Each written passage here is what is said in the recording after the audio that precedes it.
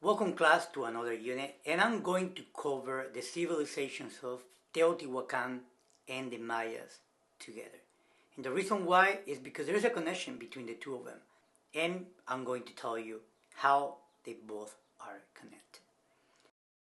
150 years ago, in the jungles of Mesoamerica, European explorers were perplexed when they saw for the first time the abandoned ruins of the Mayas and Teotihuacan.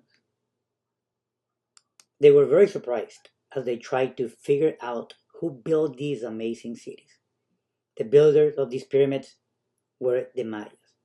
They mastered mathematics, astronomy, they invented a sophisticated writing system independently of the old world.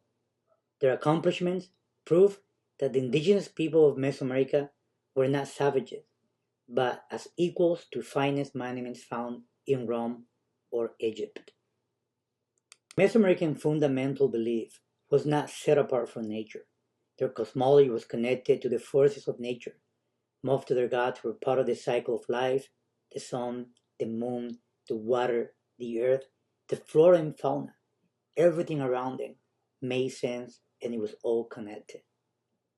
Their obsession with time was reflected in their sophisticated calendars. It was as accurate as the one that we have today. They viewed time as recurring cycles. The Maya recognized that nature and their natural world, the cosmos, and even their own bodies function according to the observable cycles. To locate themselves within these cycles, they track the movement of planets, the moon, and the sun.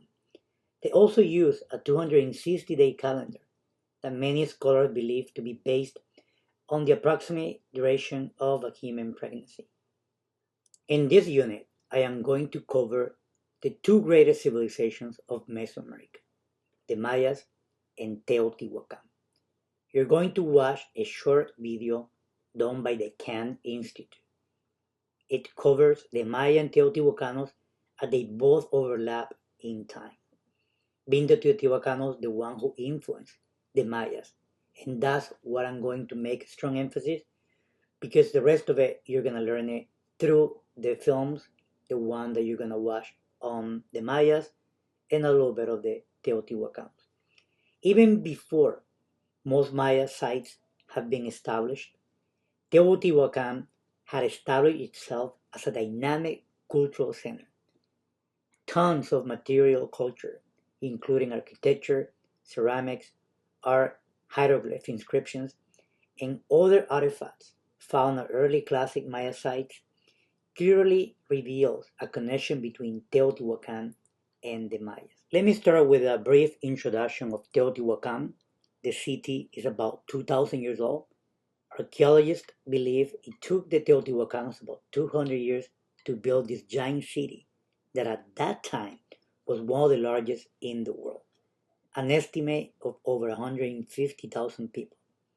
It was a mega urban center, maybe like London or New York of our time. What we know about Teotihuacan is based on the archaeological remains. They did not have a writing system that we know of, but what we know is a combination of research done in both civilizations, because the Mayas, they had a writing system. A leading group of experts in archaeology and anthropology suggest that there is a possible scenarios to explain the interaction between the Mayas and the Teotihuacans. One of these claims is that Teotihuacan was a dominant center that forced its culture into the Mayan region by conquering various cities. Now, the cultural relationship may occur when a certain imagery and ideas are adopted by a group, such as the Mayas' adoption of Teotihuacan cultural imagery and ideas which can be seen in the Mayans' architecture and art styles. There's also a political relationship that may occur when one group assumes the identity of another in order to advance itself politically. This can be seen in the Mayans' adoptions of Teotihuacan war imagery to assume a central Mexican identity and then use this identity to further their political ambitions. Many scholars believe that in the city of Copan, a king by the name of, and I'm going to apologize for mispronouncing the name, Inich was a Teotihuacan ruler sent to rule the Honduras site. Honduras is 1,000 kilometers from Teotihuacan, so it's really far away. And there are many examples throughout Copan where the king, Jacumo, is wearing a typical Teotihuacan dress. Similar story occurred at the city of Tikal in the Maya lowlands of northern Guatemala. Tikal's archaeological data possibly points to a political connection between Teotihuacan and the city of Tikal. And archaeologists continue to argue that Tikal was invaded by Teotihuacan. Another way that we have found a connection is based on economics. And an economic relationship may form simply by the exchange of physical goods and resources, evidence of which exists between the Maya and Teotihuacan. Teotihuacans were exporters of obsidian throughout Mesoamerica. Obsidian, coming from Teotihuacan, have been recovered in many Mayan sites. Maya highlands and Pacific coast areas were known for growing cacao that may have been traded to Teotihuacan in exchange for their precious green stone known as jade. Other Maya highland resources that central Mexico lacked were salt, shell, cotton, rubber, and quetzal feathers. The feathers and shells were highly prized objects, while salt was a necessity for a site so far inland as Teotihuacan. It is difficult to fully understand human interactions like this through scant remnants of the archaeological record.